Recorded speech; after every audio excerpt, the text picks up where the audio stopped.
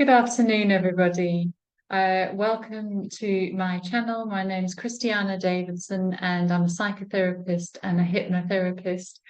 And my channel is all about healing from childhood wounds, and particularly those that come from having had a narcissistic parent or parents, because that has a particular impact upon us. Now, the topic for today is apologizing, symptom of narcissistic abuse in childhood. Do you find when you are, say, in friendships or in romantic relationship with someone, that when there's a bit of conflict, your instinct is to immediately go to trying to apologize somehow for your part? Is that something that you've noticed about yourself? There's this sort of insatiable desire to apologize, to make everything right again. Well, I would like to suggest that this may come as a result of the formation you had as a child with your narcissistic parent. So being raised by a narcissistic parent leaves you in a no-win situation. You're groomed to believe that you are the cause or to blame for both your parents' displeasure or their bad mood or their unhappiness. But then you're also responsible for getting them out of it. So you're both the cause of their displeasure, but you're also potentially the cause of restoring their pleasure. And sometimes you are their pleasure, but that can soon be followed by being displeasurable.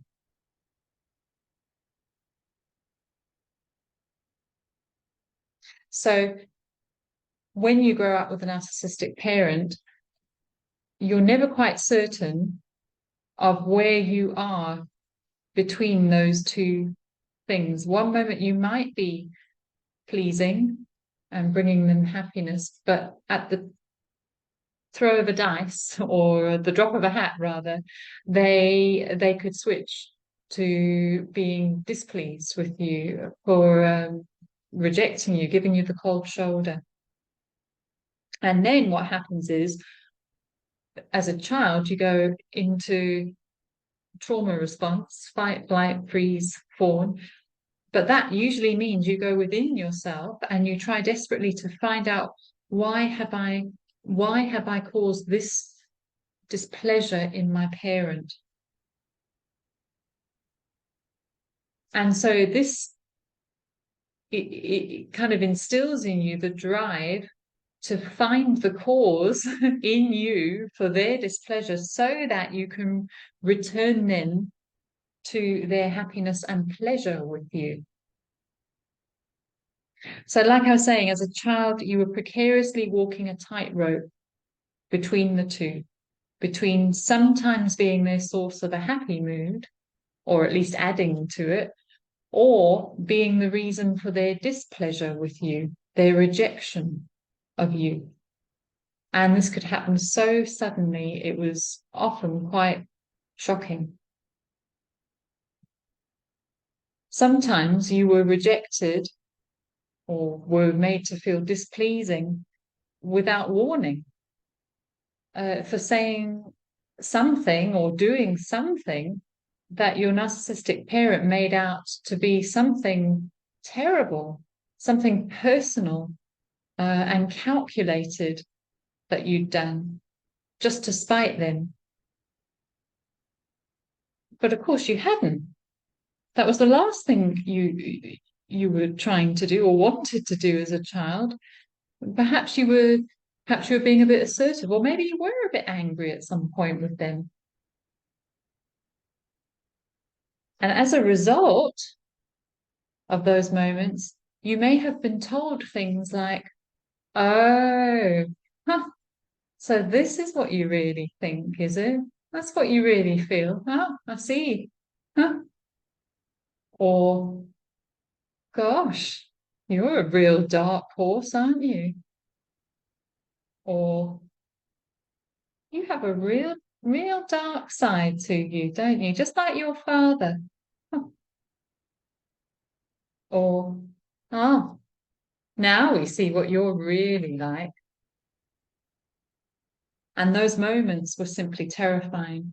I mean, for any child to have its parent suggest that it has a horrible darkness within it is something that sticks into adulthood. But not only that, being rejected for something you're not sure of leads to chronic self-doubt and anxiety in relationships, in society, at work. You're always unsure of yourself, that you could just say something that might cause rejection, and you wouldn't be meaning to do it. And it also sets you up to cope in relationships in the following ways in adulthood. So, number one, whenever you interpret or assume that someone is showing the slightest sign of displeasure with you, you cannot bear it. And you instantly go into overdrive, racking your brains to try to find what it was that you'd done, to find your part, to try to get them then to see that you're not horrible, that you didn't mean to say that. Apologizing over and over and over again until you can find the satisfaction that you're looking for, which is their forgiveness. But you need to really feel it, that they have let it go. Because if you don't get that, you're left in this trauma state, a fear state.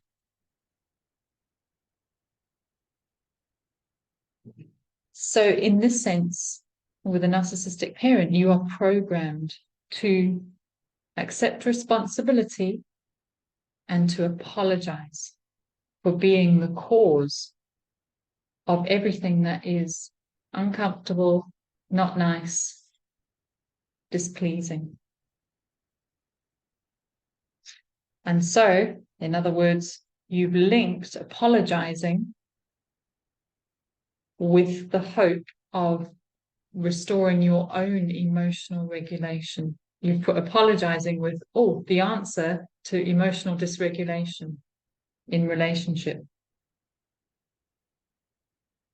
With your narcissistic parent, you had to cope in situations of possible or actual rejection by frantically going inside, to find what it was that you had done wrong, even when you often hadn't done anything. It was just their mood or how they, something else that had happened to them. And often, if I may say, it was times where perhaps you were a bit assertive. Maybe you had been a bit bold or a bit confident or a bit sort of like, sassy, as children naturally need to become, to assert themselves and their own choices. Or you may have sort of said, oh, no, I don't want to do that. I don't agree, or something like that. And that does not go down well with a narcissistic parent. So often what we find in adult children with narcissistic parents is they are afraid to be assertive in life because of the rejection which may follow. And when they are assertive, it's often, or they call something out in a relationship, or they experience conflict in a relationship, the first thing they'll go to is apologizing. Apologizing for me being me, apologizing for my part. I shouldn't have done that. I shouldn't have said that. When actually, yes, they should have. So the narcissistic parent sets you up as the cause of their bad mood and their displeasure. And so you try to find the solution to this by replaying events over and over and over in your mind, trying to locate how you were actually to blame. Because then Once you find your part, then you have hope. Oh, if you can find why you are bad, then you can become good again by apologizing, by making it up to them, and by never doing it again, by agreeing with them. And so many clients come to me desperately wanting to know their part as well in the relationship with the narcissistic parent, because that for them is a means of relief. They can collaborate with the parent and agree with them and take their side against themselves. And this feels like a remedy. It feels like a relief to the powerlessness of the rejection, blaming, and displeasure. And so relief from conflict or discomfort or abandonment in adult relationships takes on the same.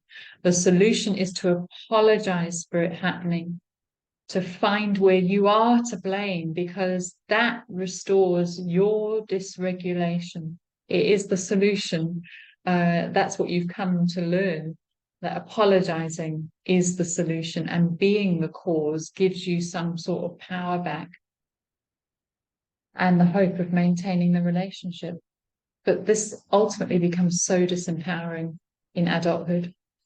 And clients are often caught, like I said, between moments of assertion followed by apologizing for it.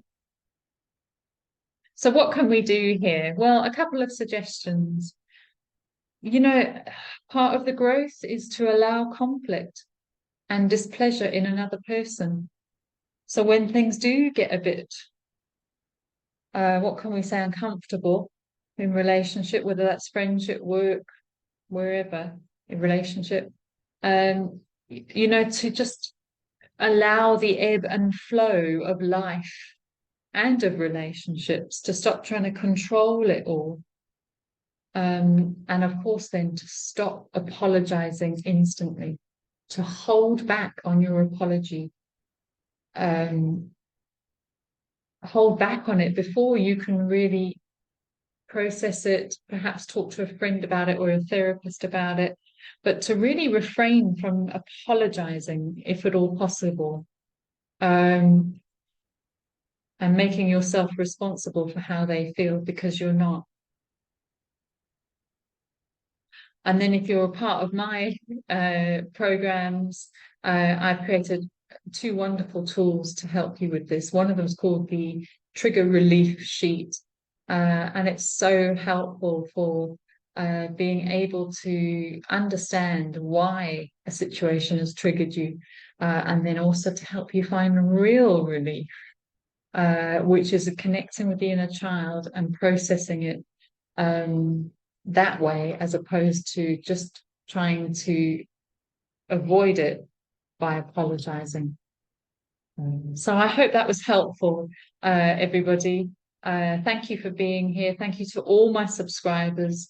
I really do check each of the names of the people that join, and you're known to me. So don't feel like you're just another person in the channel. Not at all. I have a feeling you're all meant to be here, and I'm very grateful for you. Okay, take care, everybody. Bye.